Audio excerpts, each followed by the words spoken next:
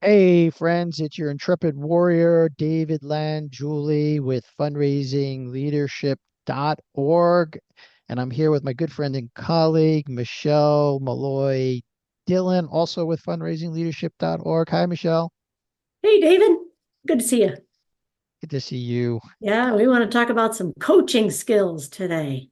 Coaching essential or essential coaching skills. So I'm going to let the audience know that we are both certified coaches, and we also train leaders in the essentials of coaching skills. And you, my dear Michelle, are actually on the faculty of the coaching school where we got our training. So why don't you just talk a little bit about kind of what you think some of the essential coaching skills are from your perspective as someone who trains a lot of people in this area? Well, a really wonderful place to start, David, is what the heck is coaching?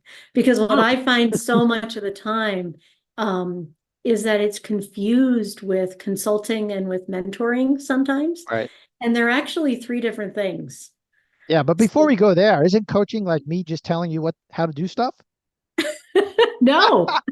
Oh, okay. I thought that's what coaching was. You hire me as Yeah, your well, coach, and a I lot tell of you how to people how to do do because stuff. if, yeah, you think of it like, I mean, the word coaching in my mind anyway, it sort of starts with sports coaching. The first time someone Yes. mentioned to me they were a coach, I thought, how can you be a coach? I know you're not an Right. athlete, right? Right.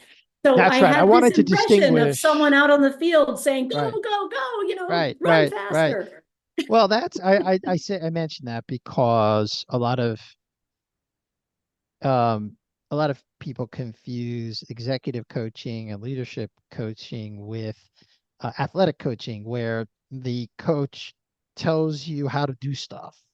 Like, I train in jujitsu. I think the audience knows, and and the coach or professor, as it's called, actually does because he's got like, at least my professor has like, whatever, 30 years of maybe not quite 30 years of experience under his black belt, and he tells you the right way to do a certain thing. But that's not what we're talking about here. Right, So absolutely. so what is it then if it's not that?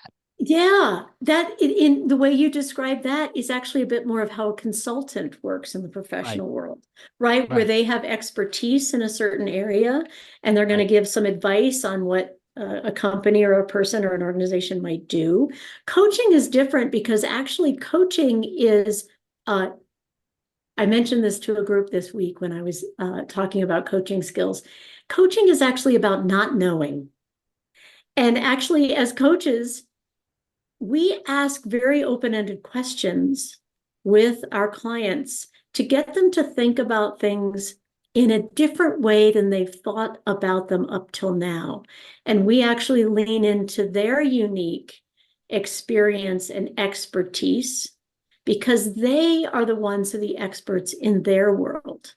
And right. our job as So yeah, it's coaches not is to get about, them like to you think about say. things differently. Yeah, when you say, and not to think about things the way we think about them. Like Right? No. just because we have an opinion about something, and as coaches, and this is sort of a more advanced version of coaching that we were trained in leadership. I mean, we will offer opinions, Mhm. but it's usually I'll say to a client, well, I have an opinion. I usually say I have an opinion, uh, and uh, opinions are like belly buttons. Everybody's got one, so just take it with that grain of salt. Right. Uh, but I will only offer that opinion um, after I've let a client uh, really grapple, and that's a great word that I use, and let them really grapple with the issue at hand, and let them come up with their opinions and their possible solutions. And I think that's what you're pointing to. It is. There's so much, the word choice is coming up for me as you're speaking, Uh-huh. because what's such an important and unique aspect in coaching is that the client actually is in full choice Right. as to what they're wanting to create and how they're going to get there. And as coaches, we sort of give them this array of choices. We could Right. explore it in these different ways, and they get to choose. It's a very Right. creative process. It You know, is. my background is as an artist. And when I started getting into coaching, I thought, what is this coaching thing? I've been a photographer and a dancer and a painter and all these Right. artistic endeavors in my life.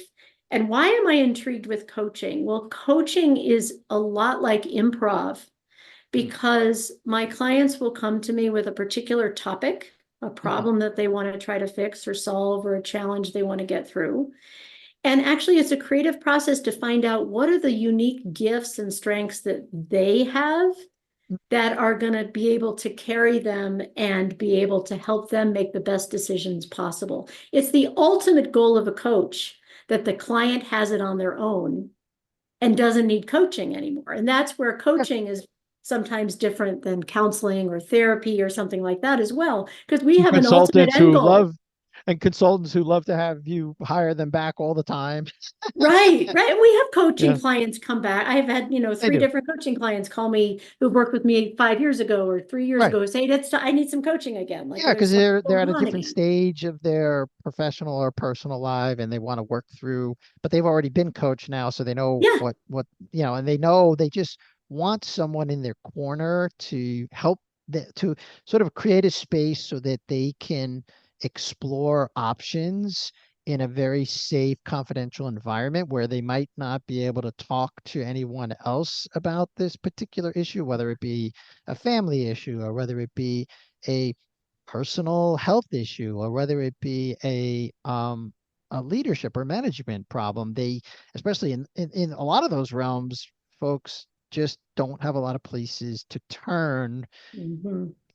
and this maybe is a good time to sort of distinguish coaching from therapy because we're not therapists. And some people have this vibe like, oh, that coaching stuff is therapy and I already have a therapist. Well, that's not, we're not therapists. We're not And yet trained psychologists.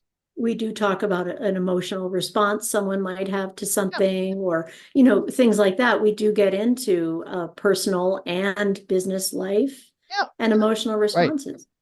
Yeah, we are actually trained in helping clients sort through their emotions. That's just, like if we call it processing their emotions. Like if they have some kind of energy around a certain issue, anger, resentment, disappointment, there is a way that we as coaches are trained to help clients process that emotion in a healthy way so then they can create from a new state of being, a new Yeah, state of mind. And we do a lot of that in our positive intelligence coaching.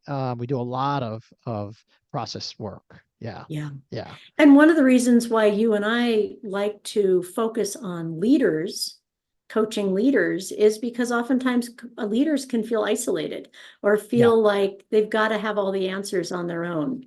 All right. And have that confidence to lead others. And let's face it, none of us have that confidence all the time, All right. and none of us Well, know what to do in every step of the way.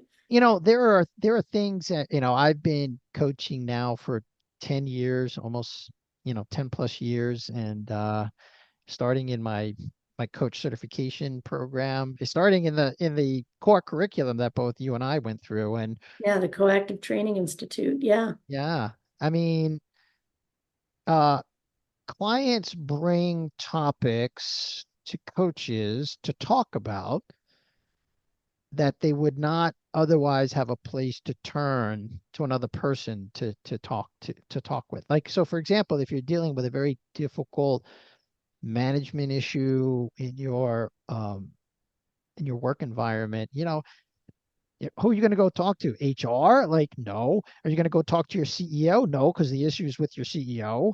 I mean, like, if you're a CEO, are you going to go talk to your board? No, because it's the board. That's, the issue. So you can't talk to them about it yet. I mean, maybe after a coaching session, you'll sort of have some insight or some action. That's another thing that coaching is very, this is another good distinction between therapy and coaching. Coaching is present and future oriented, and therapy is often about collapsing the past. So things are happening in your present that are happening because of your past. So you work with a therapist to help collapse the past. You work with a coach to help create your future from your Yeah. present. Yeah, Yeah, that's a great distinction for sure. yeah. And there's Yeah. something else that you said earlier that I really loved is that, we say that clients are naturally creative, resourceful, and whole. Or another way of saying that is they're whole and complete just the way they are. That's right. Therapists, there's a bit of fixing in therapy, Mhm. honestly. Well, Like, therapy is based on a medical model, and there's a lot of validity to that. The coaching is not based on a medical model, right, and we come with the stance that our clients are naturally creative, resourceful, and whole. There's nothing to be fixed in this moment, and we're fully backing them in making their goals a reality. right, So we're working alongside them, we're championing them, we're giving them some challenges or some ways to practice things between coaching sessions to bring them closer to that goal so that they right. do get there by the end of the coaching engagement. So I'm it's just a finding different mindset. it's a different mindset. Like I'm And I have a having, lot of clients who are also in therapy. So yes, it's a wonderful thing to work in conjunction as well. yeah, it's just a different orientation. And I noticed recently that I am when I first started coaching, I was really like, and I still am a bit of a challenger. I really will challenge clients to go try something that they, like a challenge is like sort of a, a an action that a client might take that takes their breath away, but they're willing to try it because they know like that's the thing that could could be transformative for them. But I've been doing a little bit less of that, and there's another really important thing we do as coaches is we might offer a big open-ended question that has no immediate, this is the not knowing piece that you mentioned earlier. Mhm. It has a big open-ended question that the client doesn't know the answer to, the coach doesn't know the answer to. We call it an inquiry. And I've been issuing a lot of inquiries lately, Yeah. just like that could take weeks for you to sort through that, and you journal about it, or, you know, people draw about it, or, they get something comes to them at some point, or they might sit in it, that inquiry, and, you come back 2 weeks later in a coaching session, and the coach, this is the other thing about coaching, we're accountability partners for our clients. So like if I give a client a big open-ended inquiry the next week, or 2 weeks, typically for me, like 2 weeks later, I'll say, so how's the inquiry going? Mhm. Yeah, you know right. Well, and what works well, this is how behavior change is able to begin and actually become sustainable. And that's one reason why we work with coaching clients over a period of time. I don't really work with anybody for less than 6 months at a time. hmm And hmm I like to meet with people about every other week because in the coaching session, I feel like I'm planting seeds.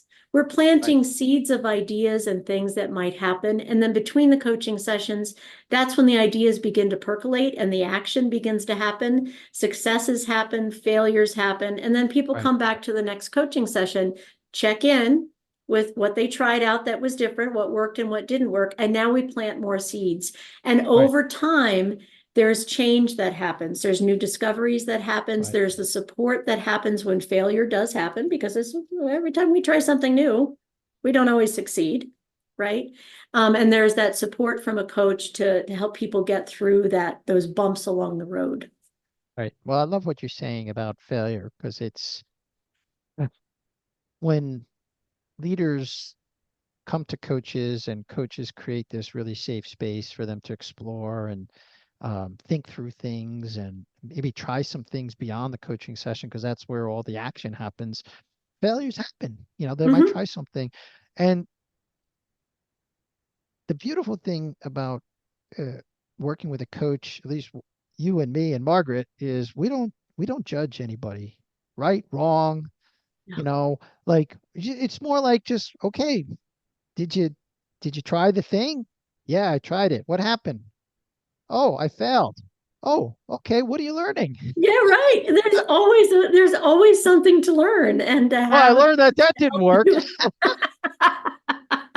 Yeah. Well, how do you feel about it? Now well, I'm really disappointed. Okay, then we could go down, well, what's disappointing about it, right? Hmm. Yeah, Right. yeah. Yeah. So These that's are, kind of like, it's a unique kind of conversation that you don't have with most other people in your life.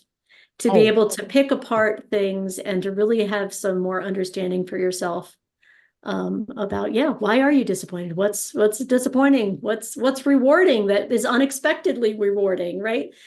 There's a lot yeah, of ways to look at things to pick there's them two other apart. things I want to say about it because you mentioned the medical model of therapy and um, what is emerging through some research at Harvard and some other places is that while it's not a medical model, there's a lot of solid neuroscience behind coaching. Absolutely. Growing Yeah, neuroscience evidence right, on why coaching works. I was doing right. some more reading about that just the other day. Yeah. Yeah, there's So so we, many wonderful Mhm. things coming out about this. Yeah, yeah. So we know that there's a very strong foundation now in um in science, in neuroscience, that coaching is very effective, especially around change, Hmm. you know. And boy, we're all experiencing a lot of change, Yeah. these days. And leaders are constantly confronting change. There's something else I want to say about it that, you know, when we train coaching essential skills, we actually train leaders on how to acknowledge another human being. And as coaches, we actually acknowledge our clients. This is like one of the core things of coaching is as coaches, like you will work with one of us and you will be seen and acknowledged in a way you've never experienced in your life. And then you can take that into your workplace or you could take it into your family and start Yeah. acknowledging. See, because we're in a culture that's very critical. And in fact, you know, um, the role of a manager in some senses is to be critical. All Hmm. right. But there's a way of doing that. Like you can correct, you talked about behaviors, right? You can correct behaviors for people in your organizations and doing it in a way that's compassionate and also in a way that you really see the qualities, the beautiful qualities of the people you work with, and you speak these words um, to people in your life. And boy, oh boy, does that make it. I mean, It's an it's made a empowering way rather than a disempowering way. disempowering way. Yeah. Yeah. I mean, it's had a huge impact in my life and in terms of receiving acknowledgement, because I never got any of that growing up. I was ADD. I had an acknowledgement deficit disorder. I write about that in my most recent book. And I write about this power of acknowledgement is um, another skill that we use as coaches and we train in our coaching essentials training. Is there anything else you want to say about it? Um, well, what was bubbling up in my head is, gosh, what do we want people to try? And I Oh, want to offer an invitation. There may be something that comes up for you, David, to try here, but an invitation to, if coaching feels like something you're sort of interested in, you're not quite sure, why you want to know more about it, feel free to reach out to David, Margaret, and I. We are always open to having conversations with people who are exploring coaching. And if you want to step into it, you'll know more after that conversation. It's a complimentary conversation where we can explore if coaching is the right thing for you at this time. So it's an yeah. invitation more than Yeah, it's anything. an invitation to explore this more. And even if you've worked with a coach in the past and maybe you're facing a difficult challenge right now and want to get back into coaching, we'd love to hear from you. What I will do is I will add um, a link to our contact page and for each of us where they can find our contact information, and also a link to our frequently asked questions about coaching, which is a Yeah, very powerful page on our website that just describes everything we've been talking about here. And so if you just want to read more about, you know, what coaching is good for, and maybe I'll add a link to our testimonials page where clients who have worked with yeah, us have shared, how it helped them. yeah. But just know that coaching is one of the resources that is available for you. Yeah. Yeah. All right. And here's something that they could maybe try also. Is there something that like if we have some leaders in the audience, maybe I would invite you to suspend judgment and just get curious about the people you're working with. Just get Yeah. just get curious. Just get And begin to curious. notice like what might empower them rather than disempower them. Sort of fill them up. Yeah. And we promise, here's our promise. If you come work with one of us, we'll be very curious about you. Yes, we will. Can't wait to All meet you. right. All right. Take care.